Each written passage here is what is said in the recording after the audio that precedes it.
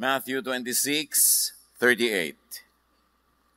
Sinabi sa kanila ni Jesus, "Ako'y halos mamatay sa tindi ng kalungkutan.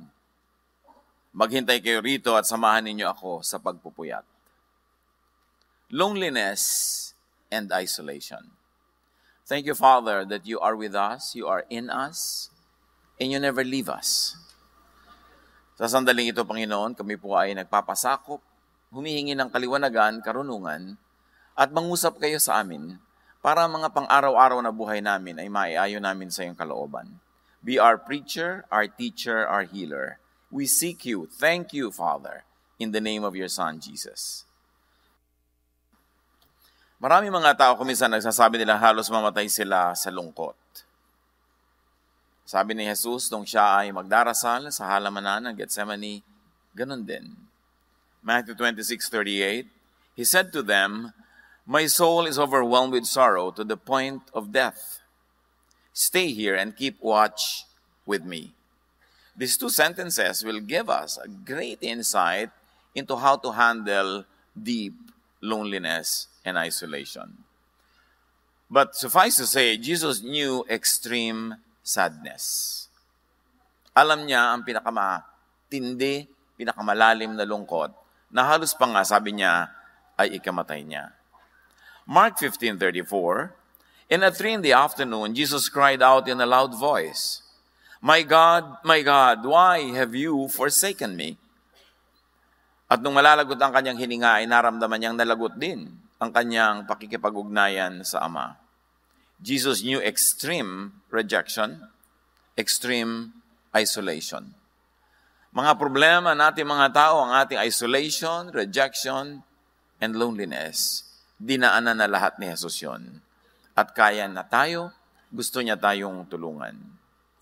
Jesus understands and can help those who are burdened with isolation and loneliness. At maaaring yun ay tayo o mga taong mahal sa atin sa buhay o pareho. Loneliness is a silent epidemic. Naglalaban na ng maraming mga bansa sa number 1 position sa dami ng nagpapakamatay taon-taon. Suicide is on the rise. And even in our happy nation and among our happy people, it is becoming a situation.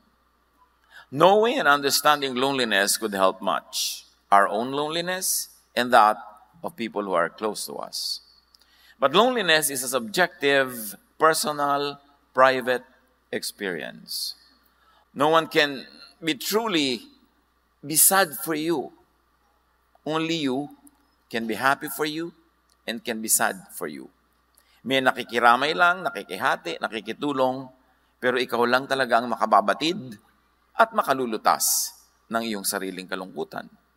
Proverbs 14:10, Each heart knows its own bitterness, and no one else can share its joy. So wala talagang tunay na pwedeng humati sa iyong lungkot at saya, kailangang ikaw ang gumawa ng paraan tungkol dyan. Kanya-kanyang puso, kanya-kanyang dala. But of course, we people around can help one another how to ease the burden and how to make the burden lighter. Loneliness is a reality among many people. It's only a matter of time before people would be lonely. So understand loneliness. Among the many phenomena in our lives, it's one that should be understood well because it's one that keeps coming back. It's one that is very threatening or even very presently real.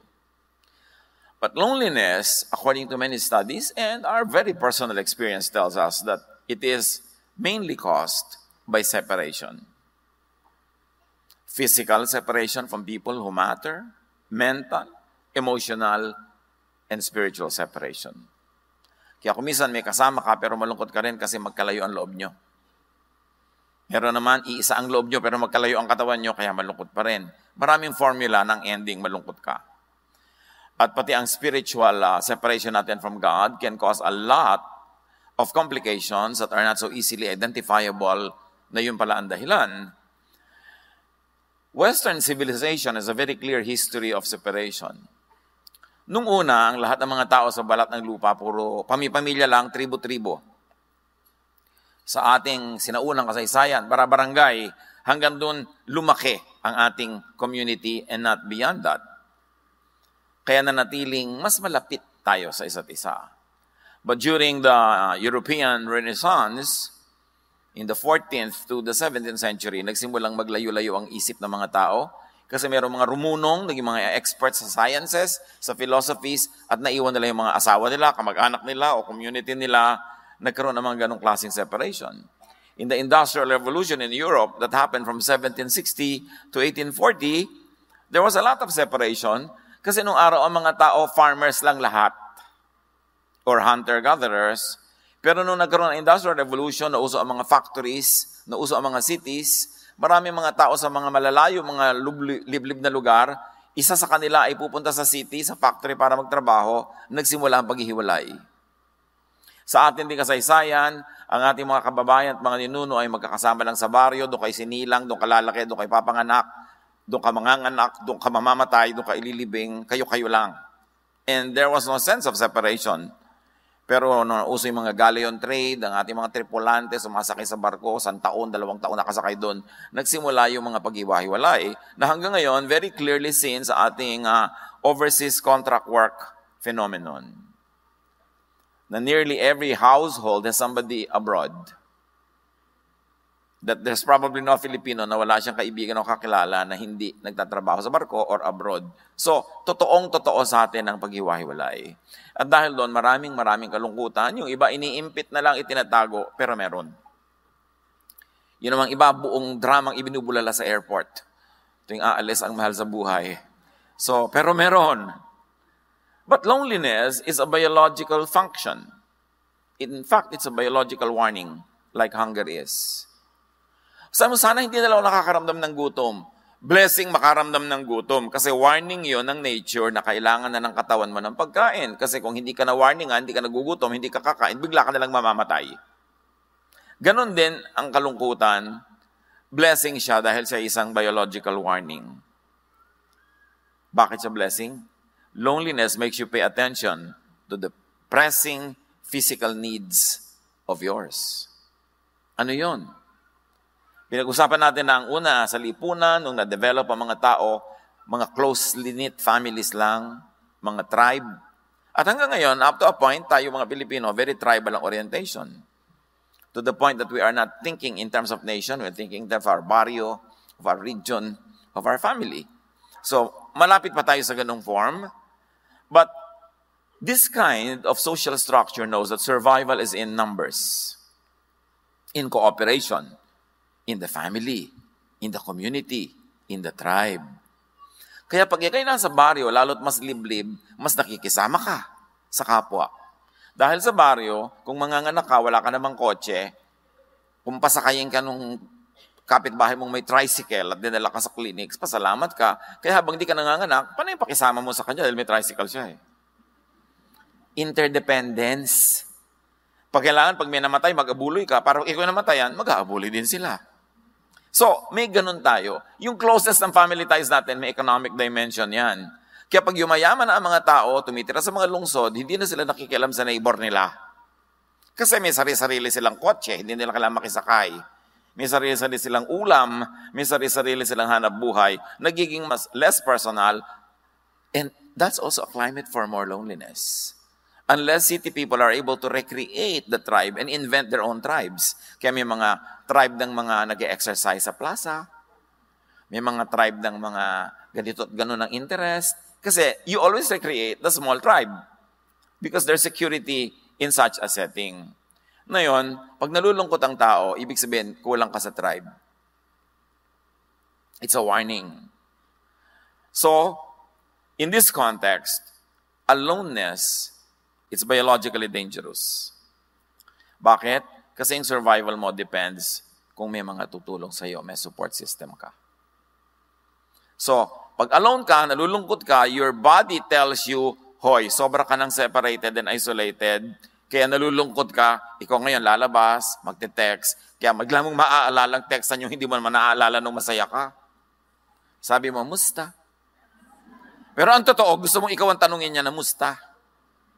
Kaya ang sama ng loob mo, pasayan niya, okay, tapos hindi na sumagot ulit. Because every text is a cry for help.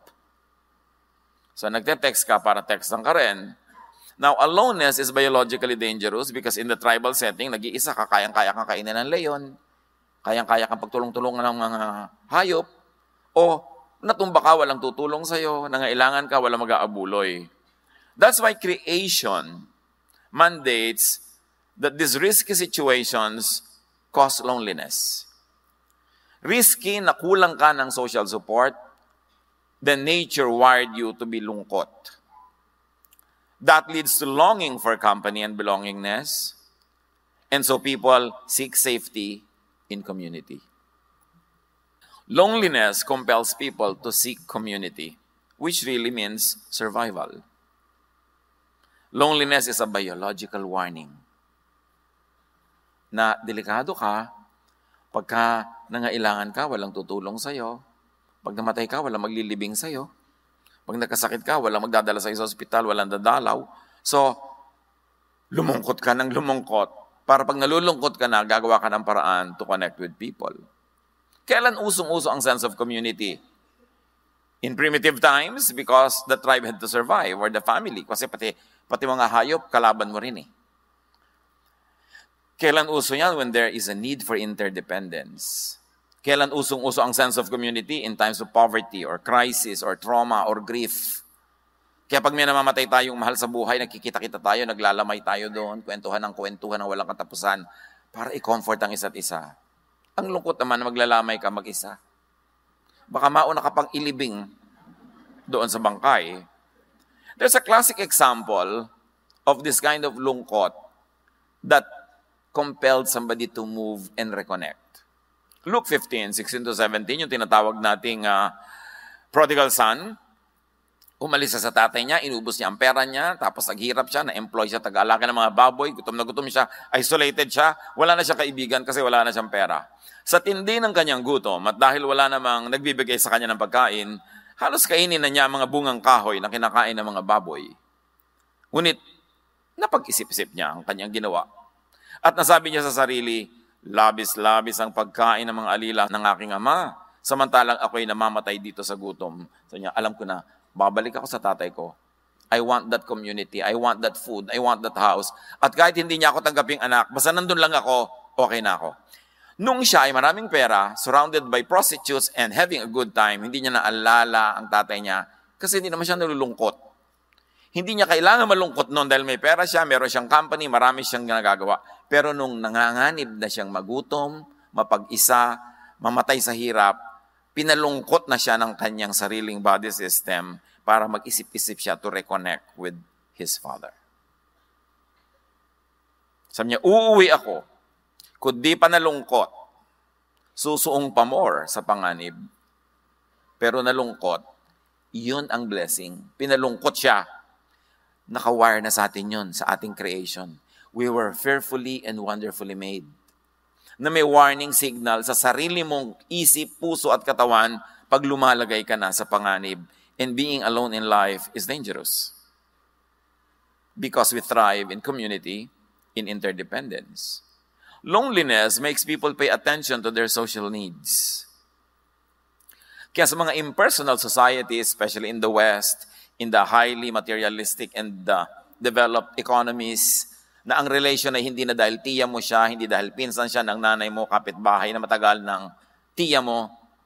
So gumagawa ang mga tao ng invented relationships.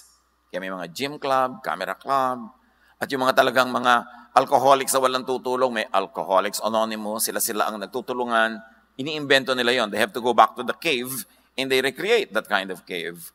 Because loneliness makes people pay attention to their social needs.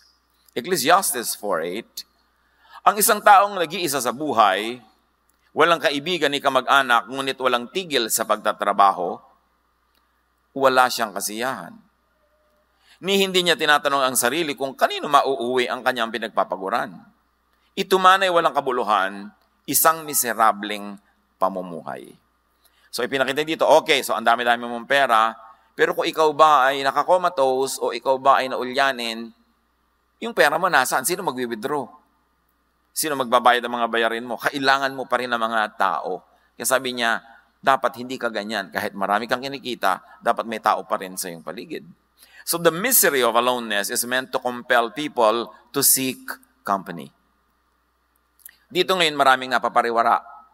Kasi kung minsan sa lungkot, hahanap na lang ng unang dadaan na nakapula. Pagka wala si Mr. Right, si Mr. Right now na lang.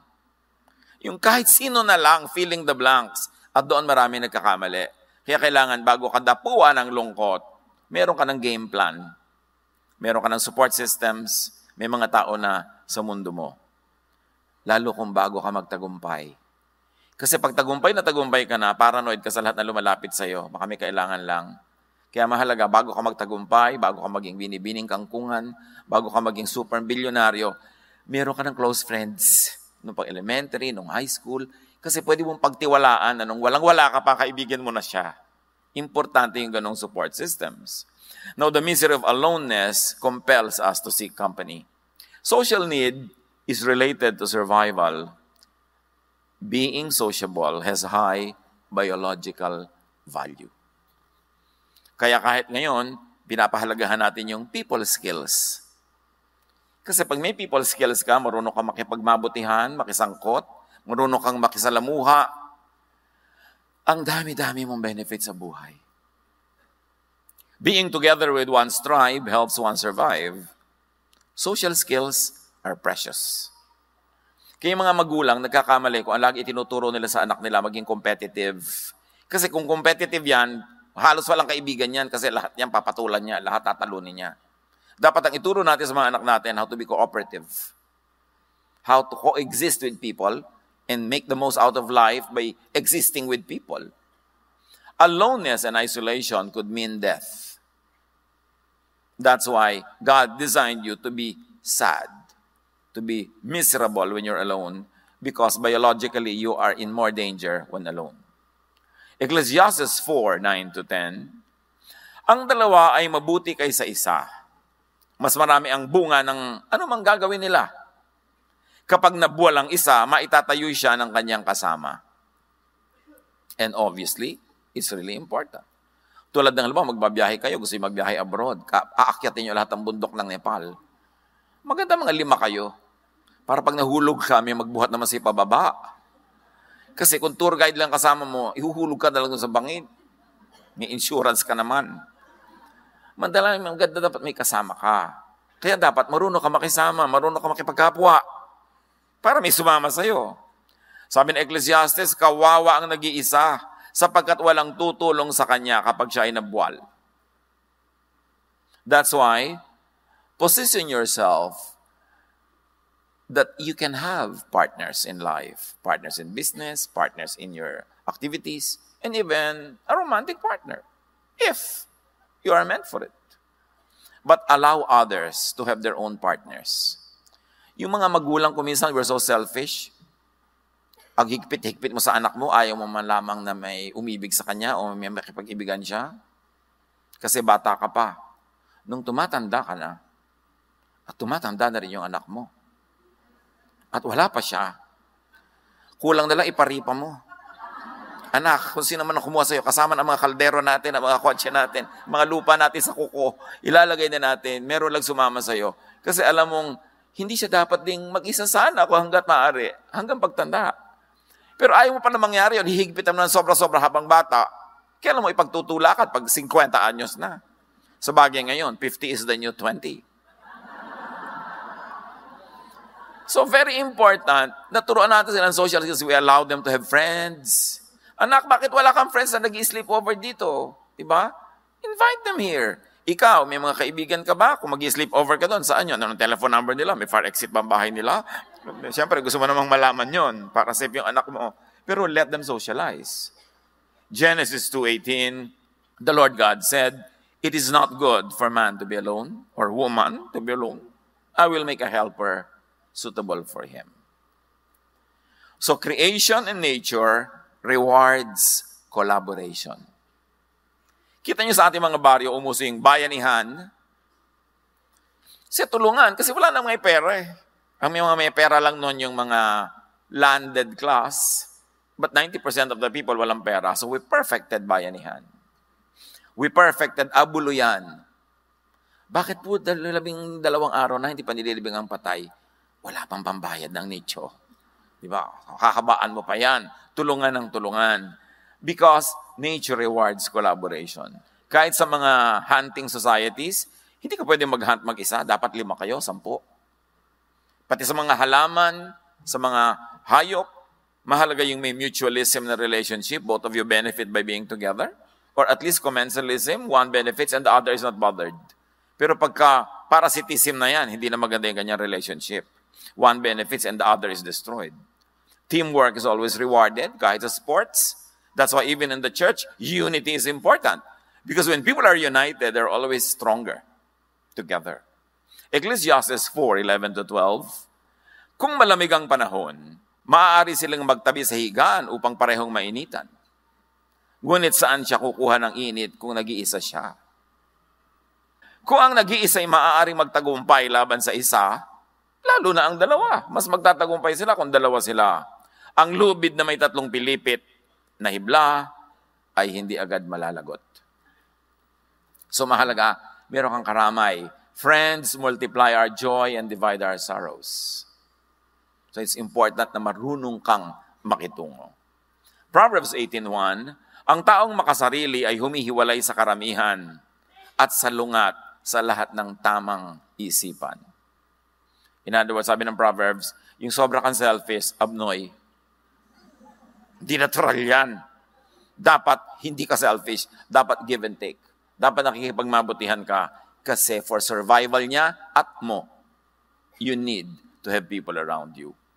Creation wired the brain to feel pain in aloneness. Kaya kung nag-enjoy ka laging alone, as in extended aloneness, extended enjoyment, hindi na yan normal. Because we were wired to feel pain in aloneness so that we will relieve the pain by seeking company. It means cooperating with others. It means enhancing your chances at survival and even at thriving. Loneliness is meant to stop and to minimize behavior that isolates people.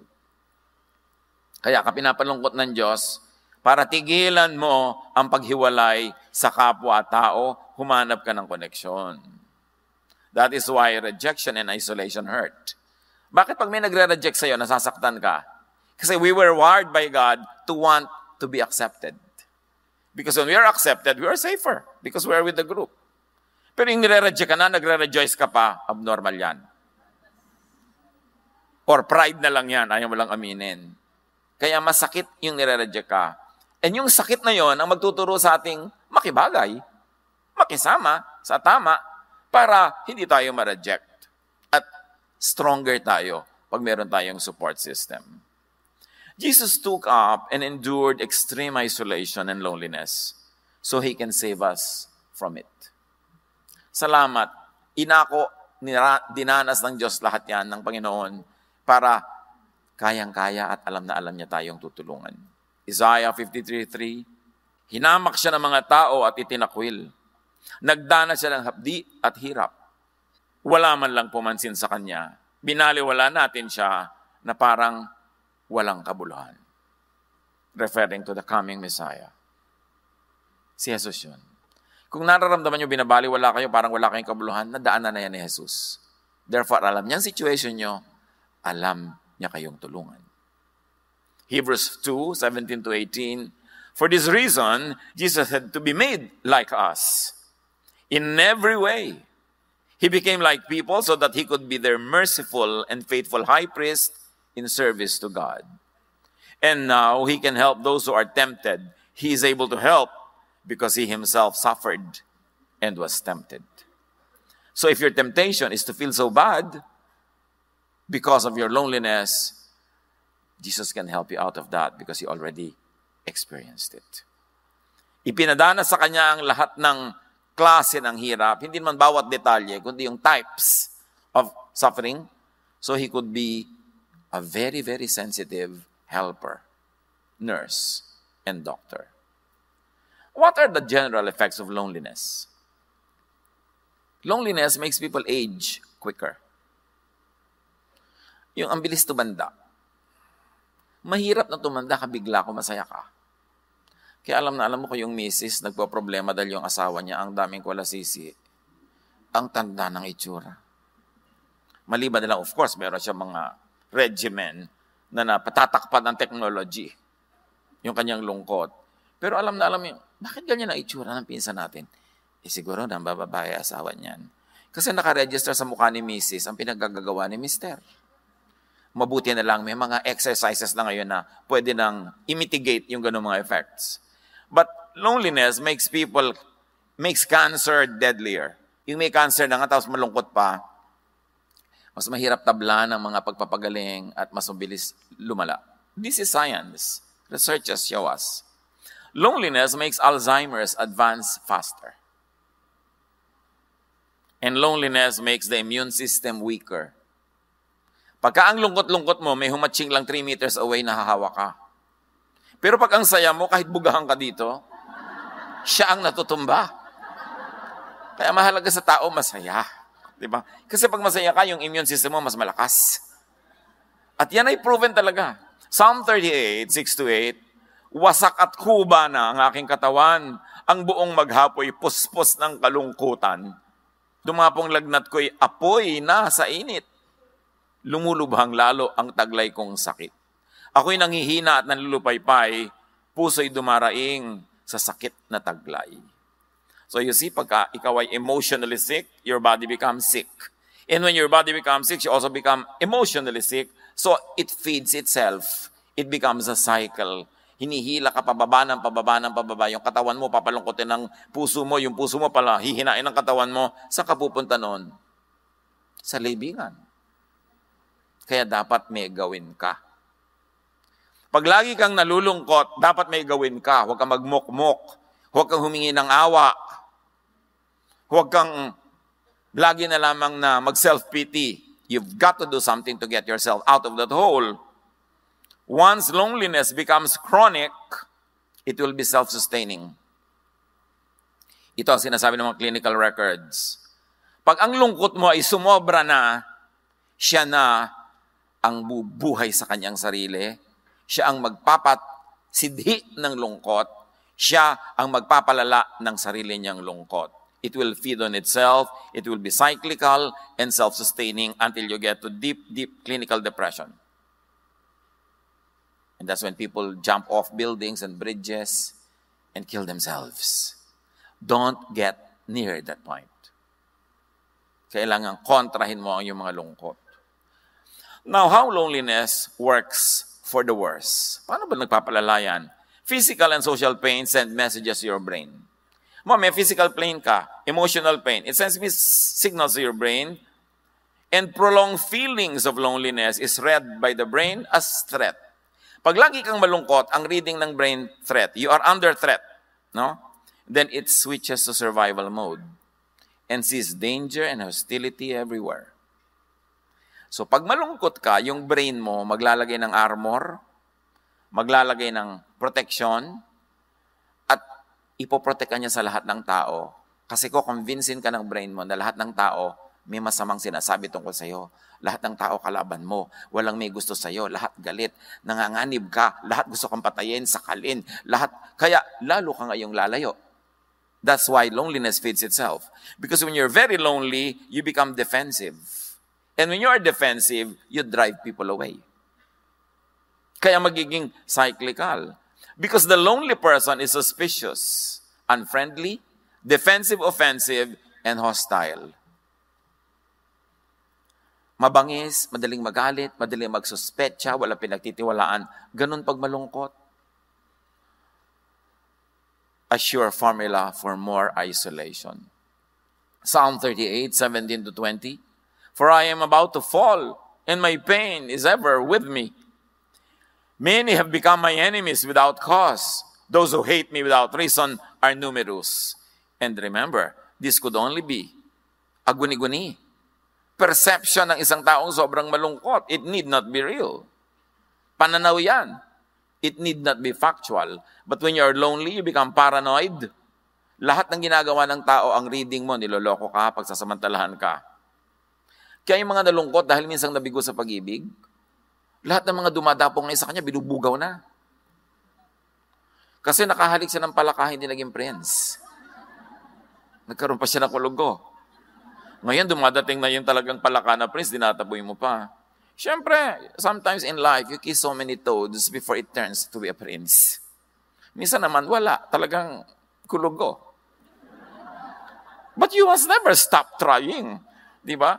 Don't live in the la mode. Kasi pag nasa the la mode ka, nagsara ka na eh. Parang ayaw mo nang mabuhay. Hindi mo na binibigyan ng sarili mo ng chance. Verse 20, those who repay my good with evil, lodge accusations against me, though I seek only to do what is good. Yan ang perception ng isang taong depressed. Bait-bait ko naman, masama sila. Inaapi nila ako. Pagka hindi ka nabate, iniistab niya ako. Ayun naman pala, hindi ka lang talaga nakita. Pero laging pangit ang interpretation. Kasi nga yung loneliness mo, papalonelihin ka niya lalo. Hanggang magising ka sa katotohanan na kailangan mo siyang talunin, pero may mga iba, hindi nagigising, sila'y natatalo. Loneliness makes people assume the worst of other people's intentions. Ang malungkot, suspicious, paranoid, mapagbintang. Because of this perception of a hostile world, lonely people can become more self-centered and isolate themselves even more. That's why it feeds on itself. Psalm 102, 6-8, tulad ko'y mailap na ibon sa ilang, para akong kuwago sa dakong mapanglaw. Ang aking katulad sa hindi pagtulog, ibon sa bubungang palaging malungkot. Sa buong maghapon, ang kaaway ko, nililibak ako. Ito yung perception ng taong depressed. Mukha na akong ibong puyat. Mukha akong butiking pasay. Diba? Mukha ka ng tiriringgay. Talaga kung ano na nangyayari sa'yo. At pag hindi mo yan kinorek, ang susunod na level ng depression, pinapabayaan ng tao ang kanyang hygiene. Hindi na siya nagsesepilyo. Hindi na siya nagsa-shampoo. Hindi na siya nagsusuklay. Hindi na siya nagbibihes. So alam mo, grabe na depression mo ha. Amoy lupa ka na. Ang gagalit sa'yo yun pagka gano'n dahil nga paranoid siya. Pero danger sign yan. Mga kapatid, life is the primary duty of life. So when a person does something against life, like against eating, against enjoyment, against hygiene, the person is committing suicide. Slowly. Kailangan sensitive tayo sa ating mga kasama sa bahay. Mami, bad breath po si daddy. Baka po depressed. Anak, nobyo ko pa lang, bad breath na siya. So, hindi yan depression. May gano'n naman. Huwag kayo mag-overreact. Pero bantayan ninyo ang inyong mga kasambahay. Kasi kung minsan, clueless tayo, nagbibigti na pala. Importante to be open-minded. Feelings of isolation leads to tension and sadness, which makes you focus your attention selectively on the negative. Pagka-depressed ka at malungkot, lahat ng tingin mo negative. May suot kang lenses na dark, and the world is dark. Not because it is, but because you make it dark with your perception. Feelings of isolation makes you think negatively about yourself and others, and it leads to more isolation. This becomes more and more severe that you may find it harder to escape without professional help. Kaya pag kami sobrang ng depression, sobrang ng lungkot, kailangan na ng clinical intervention. It's good to see a psychiatrist. It's good to see a professional counselor. Sometimes you need chemical intervention, medication, to balance the blood. There are recent studies that now people can be restored without chemical intervention, but still in experiment stage. Kaya napaka-importante yung medication, proper food, proper nutrition to balance the blood. At least physically, mabalance ka para ma-induce yung mind mo na maging balance din because the cycle has to be broken somewhere. If you cannot break it in the physical, you have to break it in the emotional part. But you have to break into the person. Any of those entrance points would do. Kaya mahalaga rin yung spiritual experience. Yung naging Maka-Diyos ka, naging prayerful, nagkaroon ka ng ministry, nagkaroon ka ng mission, para ma-break yung cycle mo na pababa. Kailangan merong pumigil doon saan man effective at the moment. Loneliness isolates you from people, limits and minimizes or stops your interaction with friends. And there's a warning. If you're always declining invitations, you could be depressed. Iba-ibang excuses mo dyan. Busy ako, marami akong trabaho, ma-traffic, tinatamad ako. Pero what's wrong with you na ayaw mong dumalo sa kasalan? Masaya naman. Liban na lang yung talagang sobrang American accent na MC. Bakit ayaw mong pumunta sa patay? Di ba? Mga kaibigan mo yan, dapat ka makiramay. Ba't ayaw mong pumunta sa birthday party? Kainan, sayahan. So, if you are turning down more than 80% of invitations from people that you care about or people who care about you, count it as a warning. Dahil lang gusto mo, magmukmuk, mag-isa. Yun nga yung sinasabi noong verse na binasa natin. Payaman ka ng payaman, trabaho ka ng trabaho, mag-isa ka naman. Bakit? Ano ang nangyayaring deception in your life? When you decline invitations, warning. But there's a deeper warning when you no longer receive invitations. Dahil nagsawa na ang tao sa decline mo. Hindi ka na iniimbita. Lulubog ka ng lulubog sa aloneness. Pagka hindi na rin nakikisalamuha sa iyo yung iba, tulad ng ayaw mong makisalamuha sa kanila, now the outside world has become a manifestation of your thoughts. Yung loob naging labas. Sa loob at labas ng bayan kong sawi. Sabi ni Balagtas. Kasi yung niloloob mo, pagka nangyayari na sa labas, na ilipat mo na sa labas yung dati, personal reality mo lang. Dahil ang labas sumusunod sa loob. Matter obeys thought. At pag laging ganun ang thought mo, susunod ang physical world mo dyan. So help yourself and help people when you see this happening. Remember, loneliness is a blessing. It is a warning that you should connect with people, that you should build bridges instead of walls. Sabi nga ng isang cheesy na poster, people are lonely because they build walls instead of bridges. It's a sign. Get out of loneliness if you are in it. Get people out if they are in it and you can help them. Get rid of its cause. You must question loneliness. Pag nag-iisa ka, ang lungkot-lungkot mo, ayaw mong makisalamuha, dala ka sa mga tao, ayaw mong makapagmabutihan, you must not accept that. Question it. Psalm 42:11, why my soul are you downcast? Para pamiwangan mo yung sarili mo. Bakit ka ba nalulungkot? Anong dramang bukid dyan? Tigilan mo yan. Why so disturbed within me? Put your hope in God, for I will yet praise Him, my Savior and my God. So, labanan nyo siya. Ba't ka ba nalulungkot? Anong arte mo? Tumigil ka. Dapat ganunin mo ang sarili mo. Pero huwag mong gawin yun dun sa pasyente. Kasi baka lalong malungkot. Medyo dapat mas bula-bulahin mo muna siya. Huwag man biglang ganun dahil baka lalong ma-depress. So sa sarili mo, you can do that. And change your loneliness mindset. Alam niyo ba na may mga mindset na talagang nakatugma para lumungkot? Pinapakinggang tugtog, malungkot. Aaten ng party, malungkot ang damit. Ang bulaklak niyang plastic sa bahay, malungkot. Pag nagayo siya ng plato, yung pagkain, nakakaantok tingnan. Wala man lang ang saya, di ba? Mga ulam niya, gray. Dapat pinapasaya mo yung buhay mo. Kumisan kasi yung masaya baduy. Hindi bali na, basta huwag ka lang maloka. Kasi correct naman yung color scheme mo, pero nakakalungkot. Alam niyo yung mga correct color scheme, malungkot ha? Aminin niyo yan. Pa yung mga damit mo bulaklakan, may mga ganyan-ganyan, para kang stabilo. Pero masaya ka. So, ang unahin mo yung masaya ka, wag na yung correct ng mga itsura mo. Yung laging prim and proper, gray lang yun, black, mga somber colors. Mga gusto lang yun na suot-suot ng mga nagyayaman-yamanan. Pasayahin mo ang sarili mo. Kaya tuwan-tuwa ako, kuminsan may nakita ko mga babae sa kalye, nag-iintay ng jeep, ang lalaki ng mga bulaklak sa ulo, mga ribbon-ribbon, garter-garter. Hindi ito malulungkot. Kasi pinapasaya niya ang sarili niya. So, change the loneliness mindset. Romans 12:2, do not conform to the pattern of this world, but be transformed by the renewing of your mind. Then you will be able to test and approve what God's will is. His good, pleasing, and perfect will. And His will is that you get out of that loneliness mode.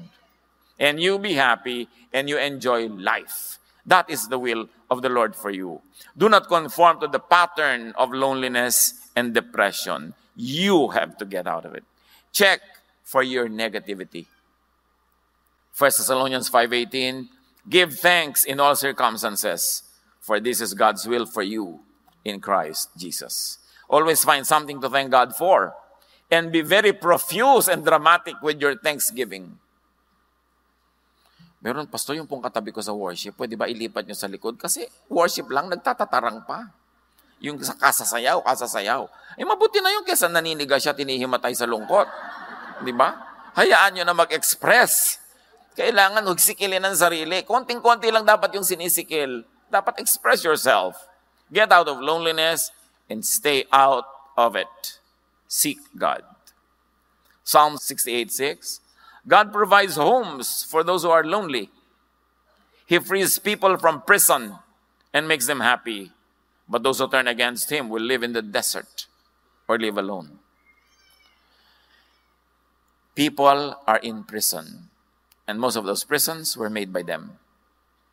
Or made by their people who matter in their lives, who do not know any better. Kailangan makalaya. That's why Jesus sets free. That's why we should set people free. To express themselves, to be themselves, to love their true loves, to live their true lives, para mawala yung mga depression na yan. Psalm 16:9-10, therefore my heart is glad and my tongue rejoices. My body also will rest secure. Because you will not abandon me to the realm of the dead, nor will you let your faithful one see decay. Many levels of meaning, but the general truth is this: God will not want us to decay. God would like us to be fresh. And His blessing is new every morning. You can never run out of fresh blessings as long as fresh mornings come. So nananatili ka lang malungkot kasi pinapanatili mo ang sarili mo dyan. You've got to get out of it. Psalm 25:16-21. Turn to me and be gracious to me, for I am lonely and afflicted. So aminin, kung malungkot, sabihin, huwag ikahiya. Kung kailangan ng clinical treatment, huwag ikahiya that you're seeing a psychiatrist. You know, yung nagpapabunot, nagtatanggal ka ng kukumpatay, ganun din yun, yung pumupunta ka rin sa psychiatrist. Pinapagaling mo lang ngayon sakit. Dapat walang stigma mga mental illnesses. Kasi katulad lang yan ng ibang other illnesses. Aalisin natin dapat yung mga ganyang stigma at hindi dapat itago. Mga pamilya, kung meron kayong mga member ng family na hindi katulad ng karamihan, yung kanilang mental behavior, yung kanilang mga itsura kuminsan, huwag nyo silang itago sa dilim. Lalo silang madedepress. Dapat silang ilabas, maarawan, mahanginan. Dahil yun ang binigay sa atin ng Diyos. Yun ang mahal natin sa buhay, yun ang pamilya natin. Huwag tayong mabuhay sa pagtatago, sa hiya. Yan ang nagpapadepress sa tao, yung pagtatago. Relieve the troubles in my heart and free me from my anguish. Look on my affliction and my distress and take away all my sins. Sins is living off the mark. It doesn't have to be immorality. It doesn't have to be doing bad things. Sin is living off the mark. Dapat nandun ka kung anong tinakda sa'yo, kung anong binigay sa'yo, yun ang ibuhay mo. When you're outside of it, that is sin. Hindi kailangan laging immorality ang sin na yan. Pagka hindi ka nabubuhay according to your design, according to how God made you, and you were wonderfully made, sala ka. Yun na nagkakasala. Sa Laguna, sa Batangas, sa Cavite, pag sinabing mali, ay, sala. Hindi ibig sabihin kasalanan. Kaya yung sala, hindi mo lang na-hit yung mark. Kailangan i-hit mo yan. And when you're true to yourself, you will always hit it. Hindi mo lang ma-hit yan kung nangungopya ka ng iba and you are not living your true life. Guard my life and rescue me. And do not let me be put to shame. I take refuge in you. And God is our refuge. Naranasan na ni Lord na halos mamatay sa lungkot. Naranasan na siya na sa taimtim ng pagdarasal ay dugo, hindi pawis, ang lumabas sa kanyang noo. Alam niya ang dinaranas nating lahat. He is our ever-present help in times of trouble. So kung nangangailangan ka ng tulong, magpatulong ka. At kung ikaw ngayon yung malakas, tumulong ka. That is the importance of interpersonal relationships. Get out of your aloneness, live your life, enjoy your life with people. May mga nakakadala, pwede mo silang iwasan, pero hindi ibig sabihin lahat nakakadala. Kung may nagkamali sa'yo, may sumugat sa damdamin mo, pwede mong iwasan kung paulit-ulit, pero hindi mo itatrato ang lahat ng tao sa mundo na katulad nun. Huwag mong sisingilin si Pedro sa utang ni Juan. At lalong-lalo, huwag kang mabubuhay na dala kasi magsasara ka para sa marami pang pagpapalang naghihintay na dumating sa buhay mo. My integrity and uprightness protect me because my hope, Lord, is in you. Dear Lord, teach us to hope in you. Sa mga kalungkutan na personal, sa kalungkutan ng iba naming mga mahal sa buhay, turuan mo kami magdamay-damayan, magtulungan, tigilan ng mga pagkukunwari, mga pagbabalat kayo, maging totoo para makalaya. At sa paglayang ito makahinga ng maluwag, kami maarawan, kami ay mahanginan at makapamuhay ayon sa iyong magandang kalooban. Pagbulay-bulayan natin ang mga kahulugan nito sa buhay natin at sa buhay ng mga mahal natin.